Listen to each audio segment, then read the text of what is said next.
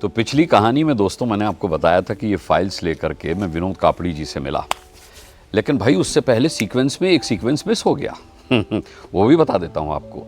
मैंने पिछली कहानी में आपको बताया था कि तब दो ही बड़े चैनल हुआ करते थे, एक आज तक और एक स्टार न्यूज़। आज तक की कहानी मैं कैसे भूल सकता हूँ भाई, मैं भूल गया ना। अब सुनाता हूँ, छोटा सा सीक्वेंस है, उसके बाद फिर विनोद कापड़ी जी पे आएंगे। आज तक में भी मैंने ट्राई किया, तो मैंने भाई पता किया कि आज तक में कौन देखता है एंकर्स को। तो नाम आया कि राणा यशवंत जी हैं, उनसे बात करनी पड़ेगी। एक और कोई साहब थे, मैं उनका नाम भूल गया, आई डोंट नो कौन थे, पर राणा यशवंत जी का नाम मुझे बड़ा पावरफुल सा लगा। मतलब मुझे लगा राणा यशवंत, इनसे बात करनी चाहिए। तो मैंने राणा यशवंत जी का, मेरे पास डायरेक्ट नंबर तो था नहीं, तो मैंने भाई रिसेप्शन से आउटपुट पे फ़ोन लगाया। राणा जी आए फ़ोन पर, तो हेलो, मैंने कहा हेलो राणा यशवंत जी बोल रहे हैं? मैं बोल रहा हूँ, कौन बोल रहे हैं? यार उनकी आवाज़ इतनी स्वीट थी, बहुत अच्छी आवाज़ थी राणा यशवंत जी की। मतलब बहुत कम आवाज़ों से मैं प्रभावित हुआ।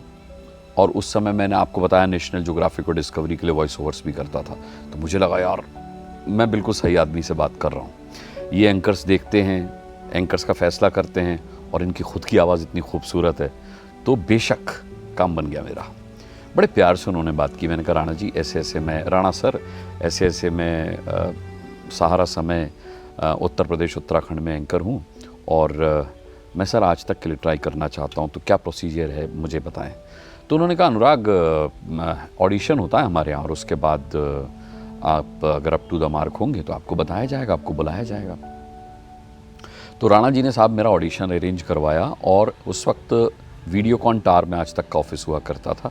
हालांकि मुझे वो जगह बिल्कुल पसंद नहीं थी, लेकिन तब क्या था कि शशि शेखर जी आज अखबार से जब दिल्ली आए थे, तो उन्होंने आज तक में कुछ दिन हेड किया था आज तक को, तो वो काफ़ी मोटिवेट करते रहते थे कि तुमको आना चाहिए, तुमको ट्राई करना चाहिए। बहरहाल जब तक मैंने ट्राई किया तब तक वो वहाँ नहीं रहे, उसके बाद वो अखबार की मुख्य धारा में आ गए।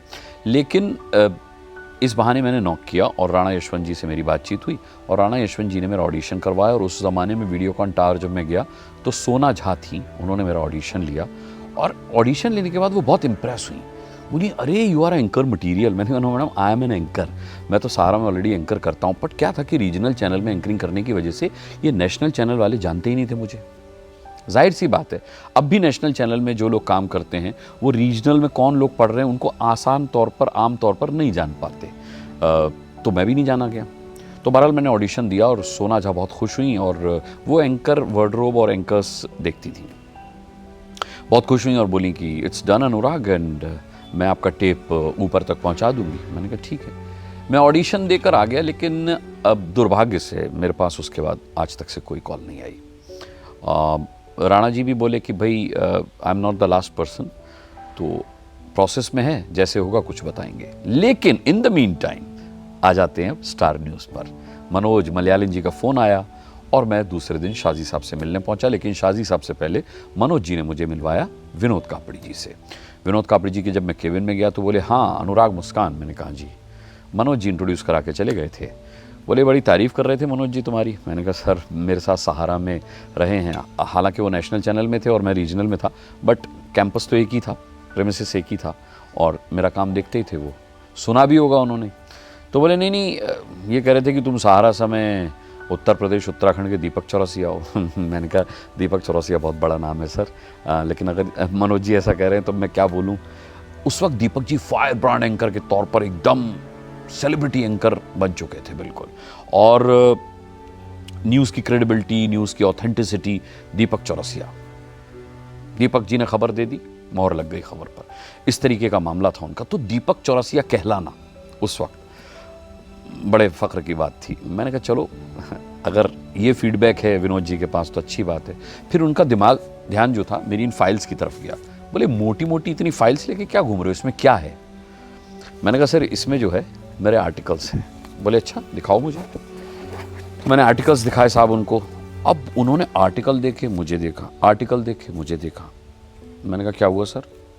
बोले ये अनुराग मुस्कान, अरे तुमको तो बहुत पढ़ता हूँ यार मैं। मैंने कहा सर मैं, अरे बोले ये तो मैंने पढ़ा था आर्टिकल तुम्हारा।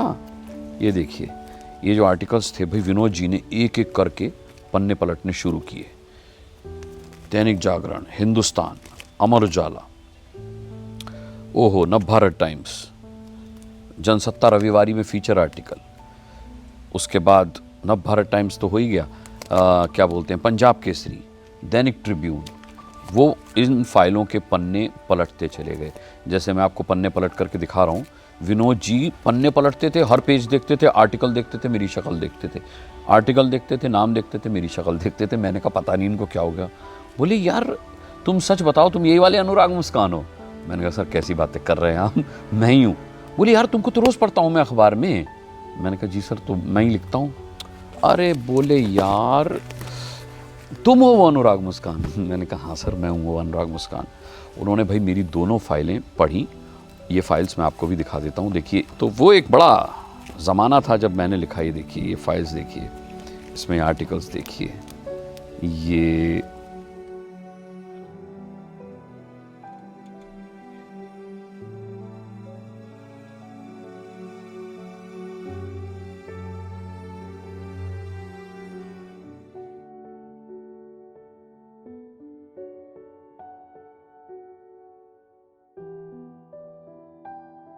मतलब शायद ही कोई अखबार होगा इसमें जो बचा होगा। मुझे बताइएगा कमेंट बॉक्स में कि कौन सा अखबार इसमें आपने नहीं देखा है ना। इसमें अमर उजाला है, इसमें नवभारत टाइम्स है, इसमें दैनिक भास्कर है, इसमें ट्रिब्यून है, इसमें हिंदुस्तान है, इसमें दैनिक जागरण। मतलब मैं तो खुद अब रिपीटेटिव हो रहा हूँ। तब यही जनसत्ता है इसमें, ये ज़बरदस्त अखबार। और उसमें सहारा समय में रहता था, तो सहारा समय के हिंदी अखबार में जो सहारा समय का अखबार था उसमें भी मैं लिखता था। तो ये जो है शानदार मेरा एक सफ़र रहा। और मैं ऐसा मानता हूँ कि इन आर्टिकल्स ने बहुत बड़ी भूमिका निभाई है मेरे टीवी जर्नलिज्म करियर में।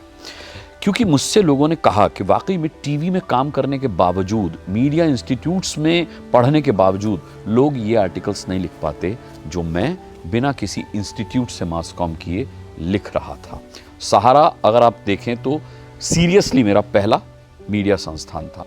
जैन टीवी में तो मैंने कोई 8 महीने साल भर काम किया होगा, लेकिन उसके बाद एक लंबा गैप भी रहा 2-3 साल का। 2000 में जैन टीवी छोड़ने के बाद 2003 में मैं सहारा में आया। तो कुल मिलाकर के देखा जाए तो 2003 से मैं एक्टिव मीडिया में रहा, है ना, जो अब तक हूँ। तो वाकई में लोगों को आश्चर्य होता था ये आर्टिकल देख करके। भाई विनोद जी तो खास इम्प्रेस हो गए, उठे, बोले चलो। मैंने कहा कहाँ सर? आओ आओ आओ आओ। और उन्होंने अपनी केबिन का दरवाज़ा खोला और सीधे शाजी साहब के केबिन में पहुँच गए। और ना ये फाइल्स उनके हाथ में थी, ये फाइल्स वो कैरी करके गए, मेरे को नहीं दी उन्होंने। और शाजी सर, आओ आओ आओ, शाजी सर, शाजी साहब, ये अनुराग मुस्कान है ये। तो बोले यस आई नो विनोद। बड़े कूल एंड काम थे शाजी साहब। अरे बोले नहीं सर, ये देखिए ना, ये अखबार में ये आर्टिकल्स वगैरह यही लिखता है, यही अनुराग मुस्कान है। बोले आई नो विनोद। बैठो अनुराग। मैं बैठ गया, विनोद जी भी बैठ गए। शाजी साहब ने विनोद जी की तरफ देखा और बोले विनोद आपने पूछ लिया जो पूछना था अनुराग से? बोले सर मुझे तो कुछ पूछना ही नहीं है, अब ये आर्टिकल्स वगैरह देखने के बाद क्या ही पूछना है। बोले लेकिन मुझे कुछ पूछना है अनुराग आपसे। पूछूं? मैंने कहा सर पूछिए। तो मेरे को ऐसा लगा जब घड़ों पानी पड़ गया हूँ मेरे ऊपर। भाई विनोद जी ने जो इम्प्रेशन दिखाया था मेरे ऊपर, जो विश्वास जताया आर्टिकल्स देखने के बाद, शाजी साहब को ऐसा लग रहा था उससे कोई फ़र्क ही नहीं है। वो जानते थे मैं अनुराग मुस्कान हूँ, वो जानते थे मैं वही अनुराग मुस्कान हूँ जो अखबारों में आर्टिकल्स लिखता हूँ। फिर भी उनको मुझसे कुछ पूछना था। अब ये क्या है? देखिए आप, कमाल की बात, क्या उनका सवाल था और क्या मेरा जवाब था। ना उन्होंने सवाल पूछने में देर की और ना मैंने जवाब देने में देर की। उनका सवाल था, अनुराग आप स्टार न्यूज़ देखते हैं? मैंने कहा जी सर देखता हूँ। बस मुझे ये पूछना है कि स्टार न्यूज़ में आपको क्या अच्छा नहीं लगता? विश्वास मानिएगा दोस्तों, मैंने एक पल का भी समय नहीं लगाया। मैंने कहा सर आजकल ना न्यूज़ चैनल्स हैं लोगों के सामने ऑप्शंस के तौर पर, तो लोगों के हाथ में रिमोट होता है। जैसे मैंने आज तक लगाया, कुछ अच्छा लगा तो मैंने देख लिया, कुछ अच्छा नहीं लगा तो मैं आगे बढ़ गया। मैंने स्टार न्यूज़ देख लिया, कुछ अच्छा लगा तो देख लिया, नहीं तो मैं आगे बढ़ गया। फिर मैंने जी लगाया, जी पर मुझे कुछ अच्छा आ रहा हुआ और मेरे को उसे देखने का मन हुआ तो मैंने वो देख लिया, कुछ अच्छा नहीं लगा तो मैं आगे बढ़ गया। तो सर स्टार न्यूज़ पर ऐसा कुछ अगर आ रहा होगा जो मुझे अच्छा नहीं लगा होगा तो मैं आगे बढ़ गया हूँगा, मैंने देखा ही नहीं होगा। मैं केवल वही बता सकता हूँ जो मैंने देखा होगा, क्योंकि वो मुझे अच्छा लगा होगा और मैंने उसको देखा होगा तो वो मुझे याद होगा। तो स्टार न्यूज़ पर क्या अच्छा नहीं लगता वो मैं नहीं बता पाऊँगा सर, मैंने देखा ही नहीं होगा। उन्होंने टेबल पर दोनों हाथ ऐसे मारे, बोले okay Anurag, it's done and you will get a call from HR। तो ना मुझे बड़ा अनसर्टेनिटी थी। मैंने कहा भैया 1 साल बाद तो इन्होंने बुलाया, ये कह कर के हम साथ काम करेंगे, तो अभी HR का कॉल कितने साल कितने महीने के बाद आएगा। तो मैंने ओवर एक्साइटेड होकर कहा, मैंने कहा सर आप HR का नंबर दे दें, मैं कॉल कर लूँगा। तो दोनों हंसने लगे, विनोद जी और शाजी साहब। बोले नहीं Anurag, they will call you in a day और 2। और एक चीज़ और, ये वेट कितने दिन में लूज़ कर लोगे? जी हाँ, मैं 95 किलो का हुआ करता था दोस्तों जब मैं शाजी साहब से मिला था। पहली मुलाकात में शायद नहीं रहूँगा, लेकिन दूसरी मुलाकात में जब मैं उनसे मिला था तो मैं 95 किलो का था। और उन्होंने कहा कि अगर हम मौका देते हैं आपको तो आपको वेट लूज़ करना पड़ेगा अनुराग, क्योंकि स्टार न्यूज़ में मोटे एंकर तो नहीं चलेंगे, है ना। थोड़ा सा हम लोग ध्यान रखते हैं कि भाई ऑन स्क्रीन प्रेजेंस आपका अच्छा होना चाहिए, और आप अगर शेप में होंगे, अच्छे होंगे, तो आपको खुद अच्छा फील होगा। मैंने कहा sir it will take hardly 15 days. मुझे लग रहा था बस मुझे मौका मिल जाए। अरे बोले नहीं नहीं नहीं नहीं नहीं विनोद जी बोले 15 डेज नहीं, तुम आराम से 1-2-3 महीने का समय लो। अरे मैंने कहा 1-2-3 महीने में तो गाड़ी छूट जाएगी भाई, इनको याद ही नहीं रहेगा कौन था अनुराग मुस्कान। तो मैं बड़ा डिलेमा में था कि यार क्या। मैं कहा नहीं सर मैं 15 दिन में कर लूँगा, वेट लूज़ कर लूँगा सर, मैं कर लूँगा। तो दोस्तों उसके बाद कितने समय के बाद HR का कॉल मेरे पास आया, और ये वेट लूज़ में कितने दिन में कर पाया, क्योंकि सहारा में रह के मैंने आपको बताया कि मेरी ईटिंग हैबिट्स बहुत ज़्यादा ख़राब हो गई थी। बहुत ज़्यादा मैं खाने लगा था भाई, आनन फानन, भर लो भसक लो, तो उससे मेरा वेट बढ़ने लगा। सारा समय रीजनल में इतने कंसर्न भी नहीं था मामला कि आपको स्लिम होना चाहिए। हाँ मुझसे मेरे दोस्त कहते ज़रूर थे कि अबे फट जाएगा, लेकिन उस वक्त लगता था चलो ठीक है यार क्या दिक्कत है।